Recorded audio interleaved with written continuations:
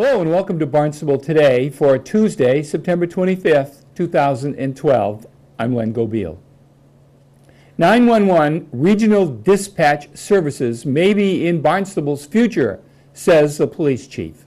Speaking on Barnstable this morning, Chief Paul McDonald indicated that there currently is an ongoing study that may change the way the town handles its dispatching services. By all of the police chiefs and all of the fire chiefs, it was a unanimous. All 15 police chiefs, all 20 fire chiefs, they've all agreed on the conception of a regional emergency communication center, a rec center, not only to handle all incoming 911, but also do all the dispatching for all the police and fire departments in Barnstable County.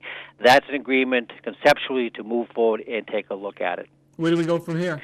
What has happened, the process started about 18 months ago. It started with the Barnstable County Regional Emergency Planning Committee, where they were looking to improve communications between the towns in case of some type of natural disaster or some other major incident might happen on Cape Cod. With that, they were able to secure a grant of $130,000 for feasibility study to study regional dispatching on Cape Cod. That was completed approximately a year ago. It was done by a company out of New Jersey, Intertech. I was very positive. And they recommended three smaller rec centers, one on the Upper Cape, one on the Middle Cape, and one on the Lower Cape. The Barnstable County then put together a steering committee. The steering committee then they actually went and visited several regional emergency communication centers around the state of New York. And one particular one they were very impressed with was out in Onondaga County in New York. And yesterday's meeting, the commissioner of that rec center came in and gave a presentation, a very informative presentation, and that's where we stand right now. The big thing is where we move forward now. There is grant money out there from 911 Telecommunication Board to actually set up a project manager and to actually start a real movement down the road to create a rec center somewhere in the next 3 to 5 years. So this gentleman from New York said, as I look in today's paper, that his department handled 558 million calls, averaging a 5.4 second per call. Right. And Cape Cod handles 426,000 calls for service. That's, of course, 2010, 2 years ago. Right.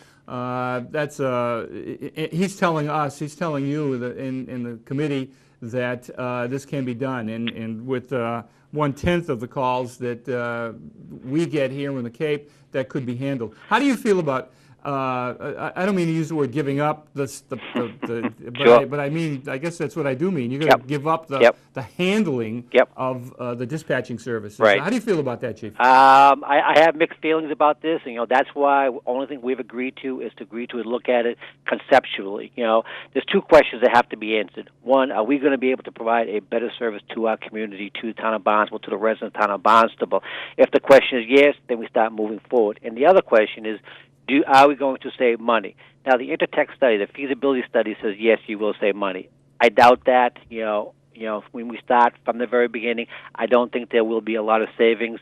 I do think there will be long-term savings down the road, because when you have to go to next generation 911 equipment, when you have to buy new radios, when you have to buy new phone systems, this equipment is getting very, very expensive. And for all these towns to all have these individual public safety answering points and maintain the equipment on them, it becomes very expensive, and I'm not sure anybody's going to be able to do that. So if we do provide a better service, and we are all convinced that we are going to be providing a better service to our community and in a long-term save some money, then yes, I think we have to move in that direction. But there are safeguards in place. There is ways to ensure that our community will be getting the service they deserve. We want to, when this rec center is set up, the key part of it is setting up a strong governance board that's going to oversee the day-to-day operation of this PSAP. And the governance board should be comprised of, or will be comprised of the police chiefs and the fire chiefs and the sheriff if he wants to participate.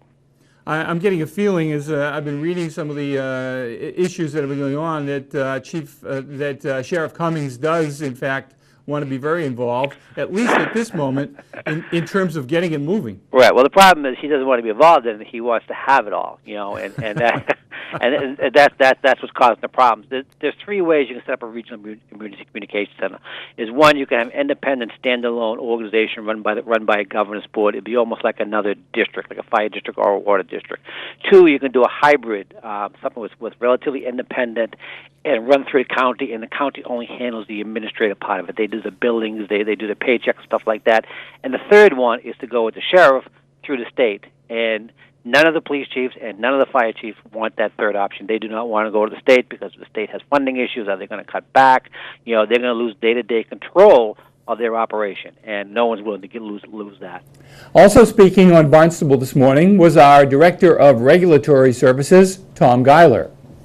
It's late September, it's a bit chillier, and it's time to think of flu shots. Well, we're gearing up for our fall activities. And at the top of that list is flu shots. The Public Health Division puts together a program for administering flu shots to as many people in the town of Barnstable that have a need to protect themselves with the flu shots. Each year we immunize between 3,000 and 4,000 people. We do that through clinics that are held locally, usually at the Greek Church. That seems to work out to be a central location that people can easily get in and out. It handles a lot of people, and we typically can handle between 300 and 500 people an hour in situations like that. So today, I'm very thankful that you were able to turn the temperatures down a little bit so people start thinking about the onset of colder weather and the flu season. Flu season starts in October. It runs throughout the winter. It's a situation where if we do all of the things we're supposed to do, the net result is very little happens. If we don't, the danger of that can be significant. Barnstable has a very high population of at-risk people in their later years, people with other illnesses that might be younger but have pulmonary conditions or other conditions that put them at risk. We never know what the flu season is going to bring, so we encourage people to take advantage of what the town offers and protect themselves before an outbreak occurs. Let me ask you a philosophical question, if I could, Tom, and that is, does the town, not the town, let's make it any town, does any town really have the responsibility to provide inoculation services, in this case flu shots, for its residents? Why isn't that just left up to the local doctors and the local pharmacies? Well, I think there's several answers to that, but from the standpoint of Barnstable, the Board of Health recognizes the tremendous threat that exists with something as common as the flu. We don't always take that as serious as we should. We recognize that if a flu outbreak starts to really spread, it's impossible at that point for the town to gear up and provide the inoculations or even acquire the vaccine, put together the clinics and have much of an impact. For Barnstable Today, I'm Len Gobiel.